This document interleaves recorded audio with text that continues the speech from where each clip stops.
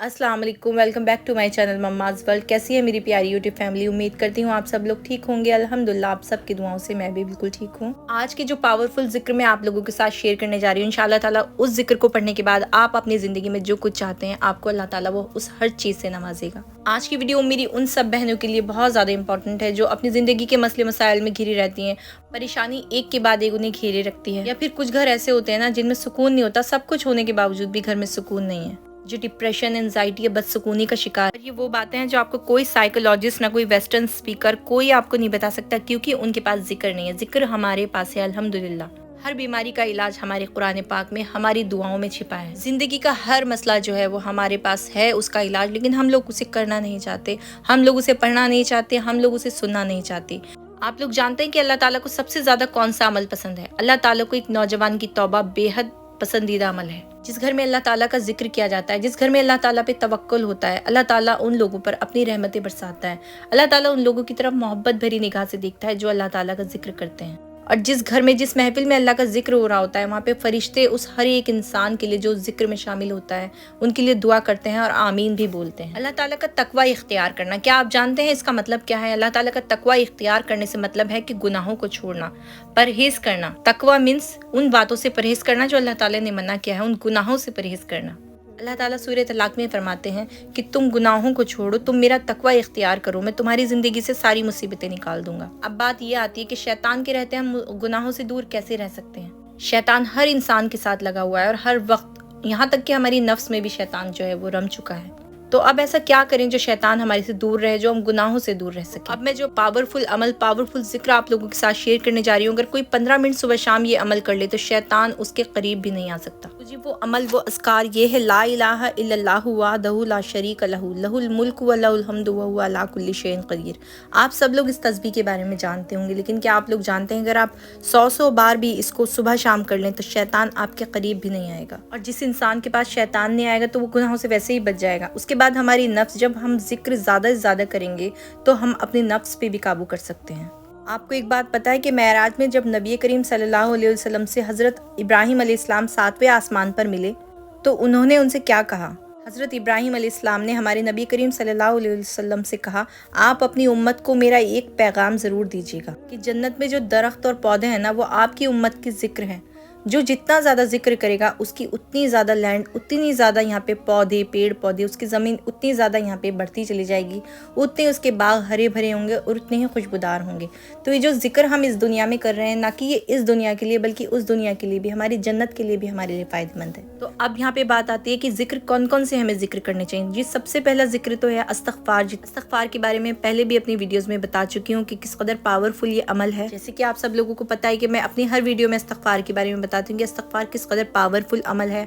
इस्तग़फ़ार करने से हम अल्लाह के करीब होते हैं, अल्लाह ताला हमें अपने अजीज़ों में शामिल करता है, अल्लाह ताला हमारे गुनाहों को माफ़ करता है, हमें गुनाहों से पाक करता है। जैसे कि एक मासूम बच्चा गुनाहों से पाक होता है ना, फिर उसकी ज़िंदगी, उसकी हर दुआ अल्लाह ताला कबूल कर लेता है जो वो अपने दिल से मांगता है। तो इस तरीके से अगर हम भी गुनाहों से पाक हो जाएंगे, इस्तग़फ़ार ज़्यादा से ज़्यादा करेंगे तो अल्लाह ताला हमारी भी हर दुआ कबूल करेगा और हमारी ज़िंदगी से मुसीबतों को निकाल देगा। तो जी ये तो थी इस्तग़फ़ार की बात। अब दूसरी बात आती है, दूसरा अमल जो है सबसे ज़्यादा करने का है वो है तस्बीह फ़ातिमा और दरूद इब्राहिम। हमारे नबी करीम सल्लल्लाहु अलैहि वसल्लम से जब भी साहबा जिक्र के बारे में पूछते थे तो वो सबसे ज़्यादा इस्तग़फ़ार और दरूद इब्राहिम के बारे में बताते थे, और उसके बाद तस्बीह फ़ातिमा। तस्बीह फ़ातिमा भी हमें ज़्यादा से ज़्यादा पढ़ते रहना चाहिए, जो कि हम सब लोग नमाज में पढ़ते हैं। सुबहान अल्लाह, अल्हम्दुलिल्लाह, अल्लाहु अकबर। हमारे नबी करीम सल्लल्लाहु अलैहि वसल्लम जब कभी परेशानी की हालत में होते थे तो ये दुआ पढ़ते थे। ये दुआ स्पेशली एंजाइटी के टाइम की दुआ है। अल्लाहु अल्लाहु ला युशरिक बिही शैयन। इतनी छोटी सी ये दुआ है। तो मेरी वो बहनें जो एंजाइटी को लेकर परेशान हैं, बहुत ज़्यादा डिप्रेशन या परेशानी में रहती हैं, तो ज़्यादा से ज़्यादा ये वाली दुआ दिन में पढ़ें। 100 टाइम भी अगर आप पढ़ लेंगे तो आपकी ज़िंदगी में बहुत ज़्यादा आपको रिलीफ इंशाअल्लाह ताला मिलना शुरू हो जाएगा।